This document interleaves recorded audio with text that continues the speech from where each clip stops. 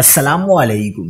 New Karachi میں کئی مہینوں سے پانی کی فراہمی معطل، ٹینکر مافیا کا راج، شہری احتجاجی مظاہرہ کرتے ہوئے سڑکوں پر نکل آئے، شدید نعرے بازی، سڑک بلاک کر دی۔ کیا آپ حالات حاضرہ سے آگاہی حاصل کرنا چاہتے ہیں؟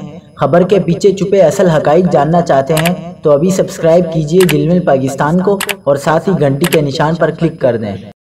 آپ کو بتاتے چلیں کہ نیو کراچی کے مختلف علاقے طویل عرصے سے پانی کی شدید قلت کا شکار، مکین دور دراز سے پانی بھرنے پر مجبور، گودرا سمیت دیگر علاقوں میں ٹینکر مافیا کا راج بدستور برقرار ہے۔ نیو کراچی کے مکین پانی کی عدم فراہمی کے خلاف احتجاجی مظاہرہ کرتے ہوئے سڑکوں پر نکل آئے اور واٹر بورڈ حکام کے خلاف شدید نعرے بازی کی۔ دوسری جانب ضلع وسطی کے علاقوں، بفر زون، سخی حسن اور نارتھ کراچی کے مختلف سیکٹرز کو بھی پانی کی شدید قلت کا سامنا ہے۔